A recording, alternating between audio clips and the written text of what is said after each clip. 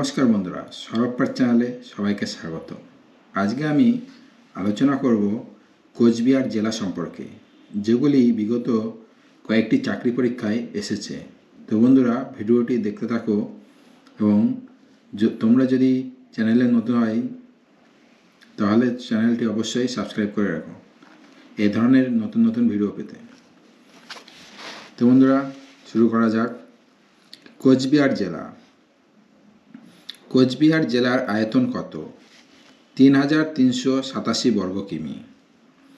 কোচবিহার জেলা দক্ষিণে ও পশ্চিমে কোন দেশ অবস্থিত? বাংলাদেশ। কোচবিহার জেলার সীমানা উল্লেখ করো। উত্তরে জলপাইগুড়ি, দক্ষিণে ও পশ্চিমে বাংলাদেশ আর পূর্বে অসম রাজ্য। কোচবিহার জেলার লোকবসতির ঘনত্ব প্রতি বর্গ কিমিতে কত জন? ৭৩২ জন। কোচবিহার জেলার জেলা সদর কোনটি? কোচবিহার। কোচবিহার জেলার মহকুমা কটি ও কী কী? কোচবিহার জেলার মহকুমা ৫টি: কোচবিহার সদর, দিনহাটা, মাথাভাঙ্গা, তুফানগঞ্জ ও মেখলিগঞ্জ।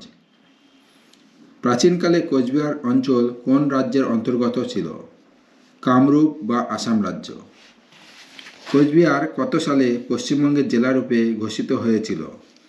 ১৯৫০ সালে ১ জানুয়ারি থেকে। কোচবিহার রাজ্যের প্রতিষ্ঠাতা কে ছিলেন? বিশ্বনারায়ণ সিংহ।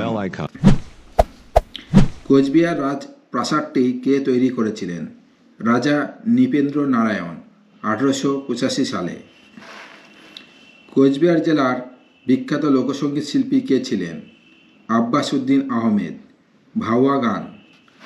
কোচবিহার জেলার গ্রাম পঞ্চায়েতের সংখ্যা কটি? ১২৮টি।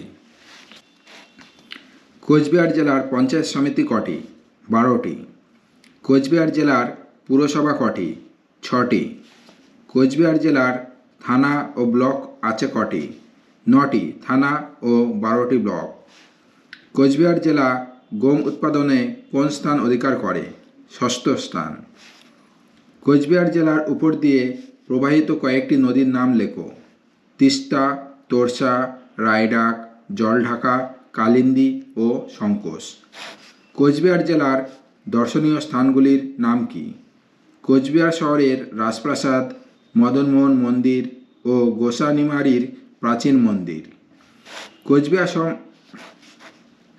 কোচবিহার নামের অর্থ কী? কোচদের বাসস্থান। কোচবিহার রাজাদের নামের সঙ্গে কি যুক্ত হতো?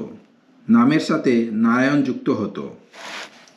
কোচবিহারের কিসের সুনাম রয়েছে?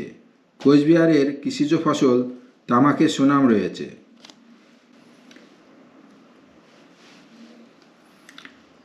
কোচবিহারে রেশম সুতোর জন্য কোন পোকার চাষ করা হয়? এন্ডি পোকা। কোচবিহারের কোথায় পাখিরালয় আছে?